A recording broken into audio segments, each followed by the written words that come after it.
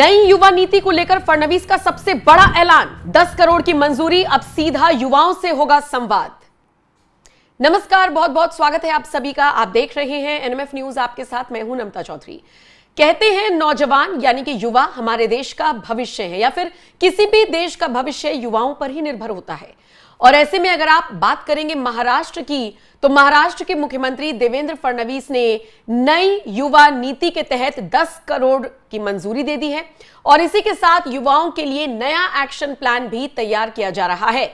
देवेंद्र फडणवीस महाराष्ट्र के युवाओं के लिए इस नीति को तैयार कर रही हैं, जिसके लिए बाकायदा 10 करोड़ की राशि को मंजूरी दी गई है। और इसी के साथ आपको बता दें कि ये जो नीति तैयार करने वाली समिति बनाई जाएगी, उसमें विपक्षी दलों के विधायकों के साथ साथ महिलाओं को भी शामिल किया जाएगा। ऐसे में कहा यह जा रहा है कि युवाओं के लिए युवा नीति तैयार करने की दिशा में महाराष्ट्र की देवेंद्र फडणवीस की सरकार ने बड़ा कदम उठाया है। आपको बताते चलिए, राज्य की मौजूदा युवा नीति साल 2012 में बनी थी और 22 में खत्म हो गई थी। अब नई नीति बनाने की तैयारी चल रही है और सबसे दिलचस्प बात जानते हैं क्या है? पिछली बार जब इस नीति को बनाया गया था तब फडणवीस विपक्ष में थे और समिति के सदस्य थे। इस बार जब वो मुख्यमंत्री की कुर्सी पर बैठे हैं, नई नीति का पूरा ड्राफ्ट तैयार कर रही हैं, तो ऐसे में फैसला लिया गया है कि इस समिति में विपक्षी दलों के विधायक और महिलाओं को भी शामिल किया जाएगा। हालांकि जब पहले समिति बनी थी उसमें महिलाओं को और विपक्षी दलों को जगह नहीं दी गई थी, इसे लेकर सरकार की आलोचना भी हुई थी। लेकिन अब ऐसा जानकारी मिल रही है, ऐसा सुनने में आ रहा है कि फडणवीस ने यह फैसला लिया है कि इस नई युवा नीति की समिति में विपक्षी दलों के विधायक और महिलाएं भी इसमें शामिल होंगी।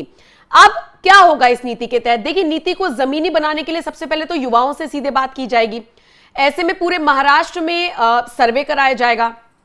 स्कूल कॉलेजेस में न सिर्फ सर्वे होंगे बल्कि सेमिनार होंगे, क्वेश्चन आंसर राउंड होगा, सोशल मीडिया का सहारा लिया जाएगा, उस पर युवाओं की राय ली जाएगी। इसके अलावा अलग अलग मुद्दों पर युवा क्या राय रखते हैं, उनसे इस बारे में बातचीत की जाएगी। और इसी को लेकर सरकार ने कहा है कि नीति सिर्फ कागजों पर नहीं बल्कि जमीनी स्तर पर अप्लाई होगी और इसीलिए में चाहे ग्रामीण हो चाहे शहरी हो, कोई फर्क नहीं किया जाएगा।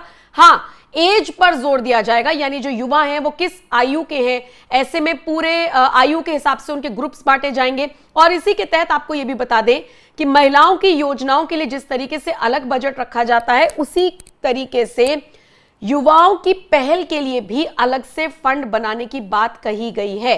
कुल मिलाकर देखा जाए तो ये जो नई युवा नीति है, इसको लेकर राज्य के मुख्यमंत्री देवेंद्र फडणवीस पूरी तैयारी कर चुके हैं।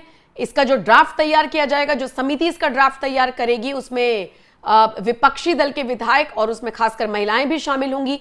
10 करोड़ के फंड को मंजूरी दे दी गई है और निश्चित तौर पर युवाओं से भी सलाह मशवरा किया जाएगा और उसके बाद इसे आगे बढ़ाया जाएगा। बहरहाल इस खबर पर या इस फैसले पर जो देवेंद्र फडणवीस की सरकार लगातार ले रही है, इस पर आपका क्या कुछ कहना है? आप अपनी राय हमें कमेंट कर जरूर बताएं।